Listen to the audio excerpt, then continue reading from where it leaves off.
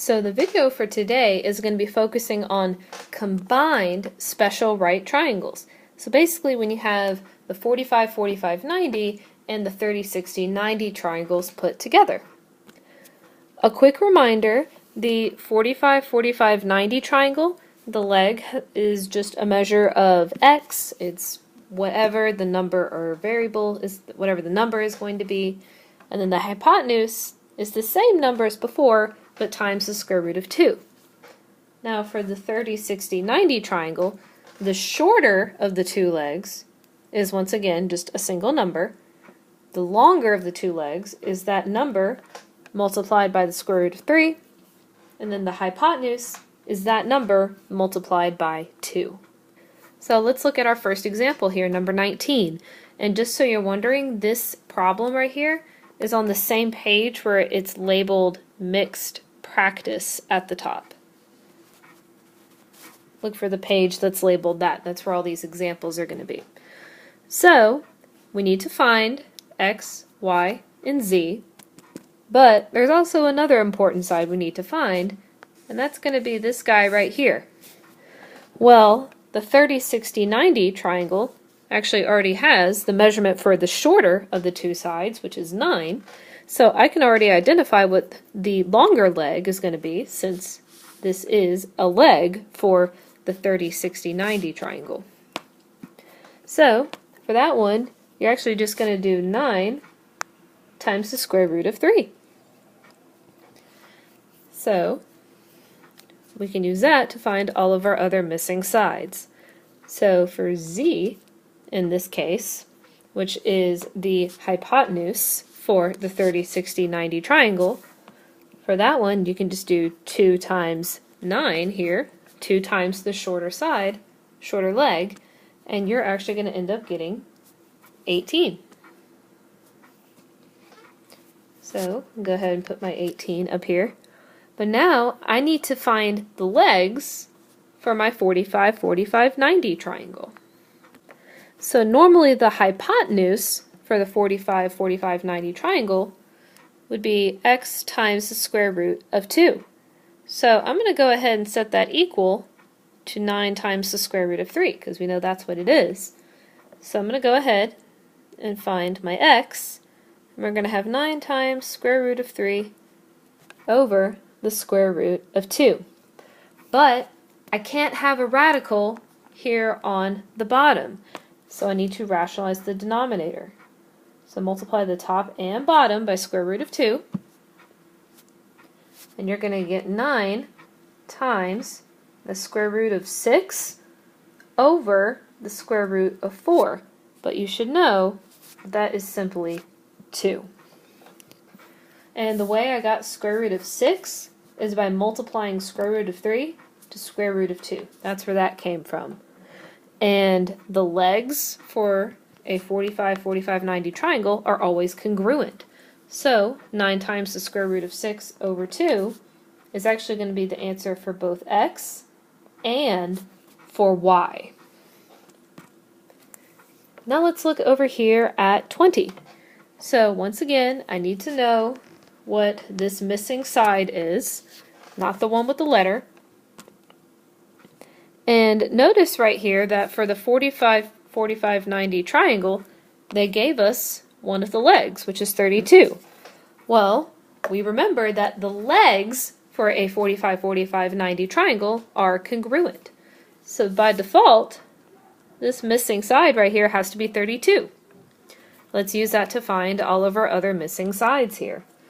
So x is my hypotenuse for the 45, 45, 90 triangle. So I can just take my 32 and multiply it by the square root of 2, since that is the rule. Now to find y and z. So the hypotenuse for a 30, 60, 90 triangle is always going to be 2x. And the hypotenuse in this case is 32. So divide both sides by 2. Divide both sides by 2, and you're going to get x is equal to 16. So therefore, that has to be the measure of my shorter leg, which in this case is z. So z is equal to 16. And then the longer leg is the same thing as the shorter leg, but times the square root of 3. So therefore y has to be 16 times the square root of 3. Now let's look at 21. So for this one, they gave us the hypotenuse of the 30, 60, 90 triangle. And once again, the hypotenuse for a 30, 60, 90 is 2x. I'm going to set that equal to the 12 they gave us. We're going to have x equals 6. So my shorter leg is going to end up being 6. So over here for x, we're going to put 6. So now I need to find the missing measure of this guy right here. And since that is the longer of the two legs for the 30, 60, 90, you're just going to take the 6 right here that you got for your shorter leg and multiply it times the square root of 3. So 6 times the square root of 3.